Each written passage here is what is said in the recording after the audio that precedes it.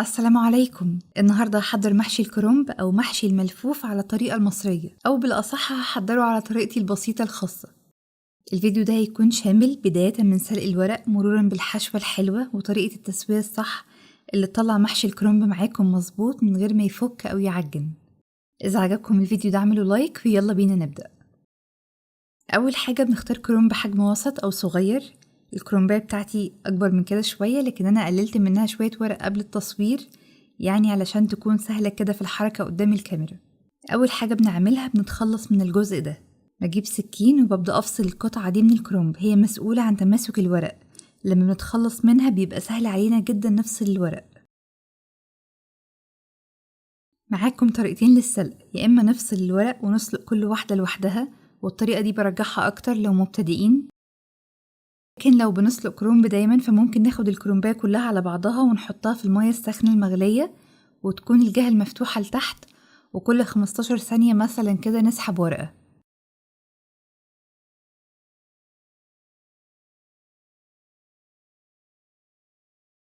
أنا هشتغل بالطريقة الأولى اللي هي البسيطة، اللي تقدروا لو انتوا مبتدئين أو أول مرة تعملوا محشي، يعني هتبقى سهلة جدا معاكم.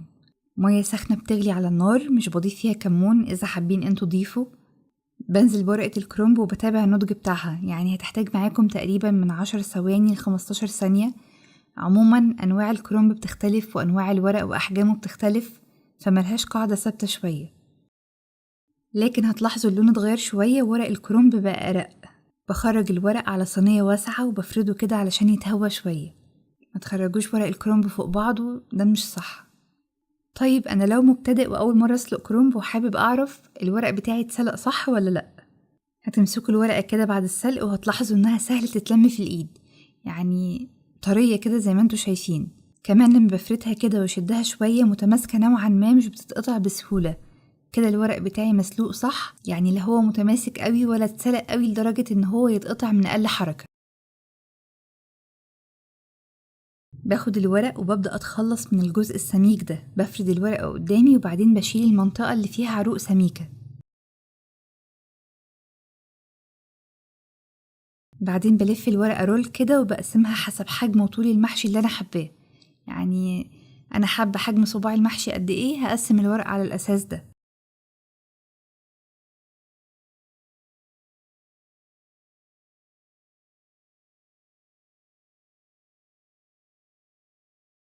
لما بفتح كل ورقة فيهم بتبقى رول كده طويل، اقدر اقسمها حسب حجم ورقة المحشي، وده هيسهل عليا جدا ان انا احشي بسهولة.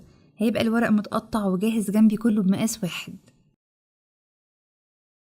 الموضوع بسيط قوي، مش هيحتاج معاكم اي وقت، هتقسموا كل الورق وتقدروا كمان تخزنوه اذا حابين. لو هتخزنوا الورق فالطريقة دي في الحفظ هتكون افضل. انا بلف كده كل مجموعة رول وبعدين بحفظها بنفس الشكل ده في اكياس حفظ، وبخرج منها اي هوا زيادة. انا كده خلصت السلق والتقطيع وتقسيم الورق في وقت بسيط جدا، يعني مش هتاخد معاكم اي تعب او مجهود. تاني حاجة هحضرها هتكون تسبيكة المحشي. أنا بحب خلطة الكرنب بالأخص تكون متسبكة مش نية. المحشي بيحب الزيت، أنا ضفت هنا نص كوباية زيت، عليهم معلقة كبيرة من السمنة البلدي، أو ممكن نضيف زبدة إذا حابين، لكن بنعتمد أكتر في خلطة محشي الكرنب على الزيت أكتر من الزبدة أو السمنة. أول ما السمنة دابت تماما ضفت عليهم 4 حبات بصل مفرومين. 4 حبات البصل اللي استخدمتهم كانوا حجم وسط. الكرنب كمان بيحب البصل، بيخلي طعمه أحلى كتير. بلاش تنعموا البصل قوي، يعني يكون مفروم وسط. ما بحبش أضيف توم، إذا حابين انتوا ضيفوا. هقلب البصل شوية من 3 ل4 دقايق لحد ما يدبل، يعني لونه يتغير شوية بس ما يبقاش ذهبي، يعني ما تحمروش البصل. على البصل ضفت معلقتين كبار من صلصة الطماطم. الصلصة لما بتتقلب مع البصل كده في الأول والزيت بتدي طعم أفضل لأي وصفة. أما التوابل فأنا هضيفها على مرتين، جزء هضيفه في التسبيكة هنا وجزء تاني هضيفه على الخلطة في الآخر. محشي الكرنب بالأخص ما بيحبش توابل كتير، بيبقى أخف وطعمه أحلى لما بتبقى التوابل قليلة. يعني بنعمل محشي مش فراخ مشوية. بنكتفي بس بمعلقة صغيرة من الملح، معلقة صغيرة من الكمون، ومعلقة صغيرة من الكزبرة الجافة، ومعاهم معلقة صغيرة من السكر علشان الصلصة. مش بضيف أكتر من كده، إذا حابين تضيفوا شطة ده يرجع ليكم. كمان النعناع مناسب أكتر لخلطة ورق العنب، يعني ما يفضلش تضيفوه على خلطة محشي الكرنب. قلبت شوية، بعدين ضفت نص كيلو من عصير الطماطم. طماطم المحشي مش بتتصفى، يعني بنعصرها بكمية مية قليلة جدا، وبعدين بناخدها كده زي ما هي نضيفها. وبس كده بنهدي النار ونسيب التسبيكة دي تتقل وتبخر أي سوائل زيادة فيها. والتسبيكة على النار كده كل شوية قلبوها من تحت لفوق علشان ما تتحرقش معاكم. في الآخر بطفي النار، وده بيبقى قوامها في النهاية تقيلة مسبكة ولونها أحمر كده. تركاية هتفرق معاكم قوي، سيبوا التسبيكة تبرد قبل ما تضيفوها على باقي الخلطة. لو ضفتوا التسبيكة ساخنة على الرز يعني هتسرعوا من تسوية الرز شوية. اخلطوها كده وهي باردة مع بعض علشان الرز يفضل محتفظ بقوامه ويبقى مفلفل شوية معانا. بنحتاج لخلطة المحشي كمان كزبرة وشبت. أنا ما بضيفش بقدونس لخلطة الكرنب، على العكس من خلطة ورق العنب بضيف ليها بقدونس. البقدونس بيغير طعم الكرنب شوية. شايفين الجزء ده من الشبت أو الكزبرة اللي هي الفروع الطويلة دي؟ بقطعها وبسيبها على جنب، وهقولكوا هنعمل بيها ايه بعدين. الكزبرة والشبت بفرمهم ناعم جدا كده.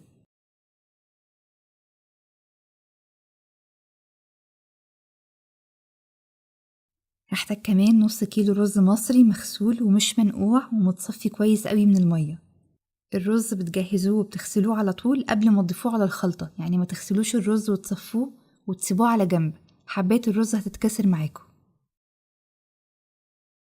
كمان بضيف حبة بصل نية، ويفضل كمان لو البصل اللي هو عارفين اللي هو الأبيض الذهبي بيبقى مسكر وطعمه حلو قوي، تضيفوه ني كده على الخلطة هيدي طعم يجنن. كمان هحتاج نفس التوابل اللي أنا ضفتها على التسبيكة في الأول، اللي هي الكمون الكزبرة الملح، وكمان هضيف عليهم في الآخر رشة فلفل أسود. بجيب طبق عميق يكون حجمه كبير علشان أقلب براحتي فيه، بضيف فيه التسبيكة بعد ما بردت. ضفت هنا كمان نص كيلو من الرز المصري، يعني نص كيلو طماطم قصاده نص كيلو رز مصري. عليهم ضفت الشبت والكزبرة.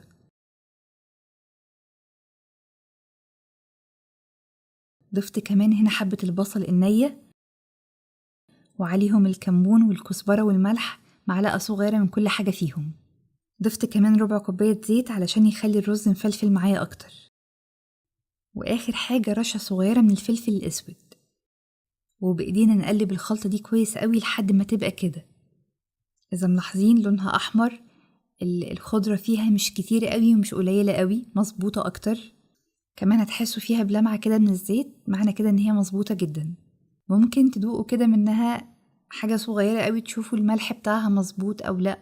متنسوش كمان إن أنا هنضيف ملح في الآخر كمان مع الشوربة، يعني حاولوا توازنوا نسبة الملح في الوصفة كلها. بجيب الحلة اللي أحشي فيها وأبدأ أجهزها. أنا بفرد طبقة من ورق الكرنب تحت، يعني بواقي بقى الورق أو السلق والتقطيع والحاجات دي ممكن نحطها تحت في الأرضية. عليهم بقى وزعت فروع الشبت والكزبرة اللي خرجوا من التقطيع، بيدوا نكهة تجنن للمحشي. حجم المحشي أو سمك صابع المحشي تعددت فيه الآراء والأقاويل. في اللي بيحبها مقلبظة شوية ويقول يا المحشي مقلبظ يا إما بلاش، وفي اللي بيحبها صغيرة، وفي كمان اللي بيحب الوسط. أنا من الفئة اللي بتحب الوسط. بمسك الورقة كده بين إيديا وبضيف الرز وببدأ ألف وشد الورق كويس، يعني ما يبقاش مهوي زي ما بيقولوا. ده بيساعد أكتر إن صابع المحشي ما يفكش معاكم وقت التسوية.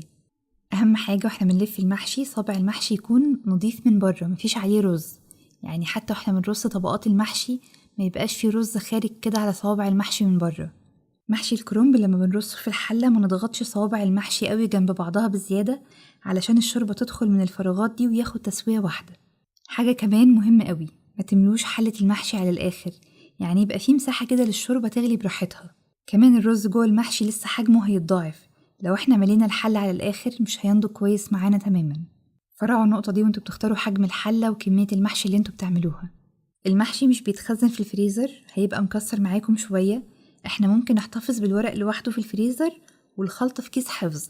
الخلطة تتحمل معاكم في كيس الحفظ لمدة أسبوع، والورق يقعد معاكم يعني شهر و2 متخزن عادي جدا، مش هيحصل له أي حاجة. أما لو عزومة مثلا وبنجهز قبلها بيوم أو 2، فممكن نعمل حلة المحشي كاملة وتتحمل معانا يومين في التلاجة بدون تسوية، بشرط نغطيها كويس ونخرجها قبل التسوية بساعتين. لكن لو عزومة وبنجهز ليها مثلا قبل بيوم أو قبل بيومين، فممكن نعمل حلة المحشي عادي جدا وتتحمل معانا يومين في التلاجة بدون تسوية. أهم حاجة نغطيها كويس ونخرجها قبل التسوية بساعتين من التلاجة. نيجي لأهم حاجة وهي تسوية الكرنب. ما تغطوش المحشي بالشوربة، ضيفوا الشوربة بس قبل مستوى الطبقة الأخيرة. أنا بحب دايما أضيف الشوربة بتاعة المحشي بالتدريج. الشوربة لما بتغلي بطبيعة الحال بتطلع فوق أول طبقة وبتغطيها كلها. بجيب طبق يكون بتحمل الحرارة وأثبته على الوش كده، ده هيساعد إن المحشي ما يفكش معايا. في الأول بفتح نار عالية لحد ما يغلي كده معايا.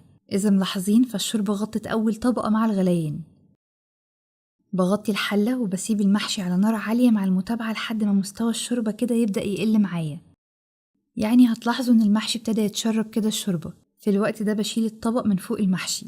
إذا ملاحظين ولا ورقة فكت ولا خرجت حتى الرز اللي جواها وقت التسوية. مظبوط جدا. ههدي بقى النار خالص أو هنقل الحلة بتاعتي على نار هادية شوية، وكل شوية هضيف شوية شوربة وغطي، يعني كمية بسيطة بكمية بسيطة.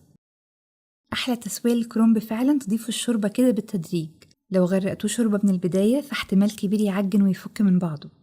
كل شوية بنتابع النضج، ممكن نخرج واحدة كده ناكلها ونشوف ايه الأخبار.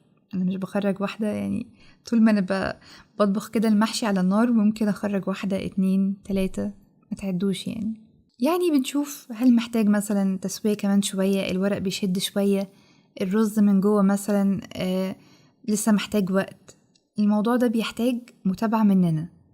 على الأساس ده هنشوف إذا كنا محتاجين مثلا نضيف شوية شوربة صغيرين ونغطي كده يعني. جربوا الطريقة دي وهتبقى النتيجة معاكم أحلى حلة محشي كرنب، يعني هتبقى تجنن فعلا، ومفيش طابع واحد من المحشي هيفك معاكم. الورق ناضج كويس جدا، اتسلق صح وأخد تسوية صح. نرج الحلة ونقلبه وهو ساخن كده وناكل.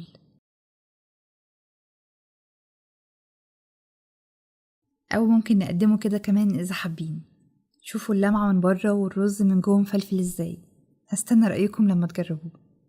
وبكده تكون وصفتنا النهاردة خلصت. أتمنى من كل قلبي إنها تكون عجبتكم. لو عجبكم الفيديو ده متنسوش تعملوا لايك. أشوفكم على خير.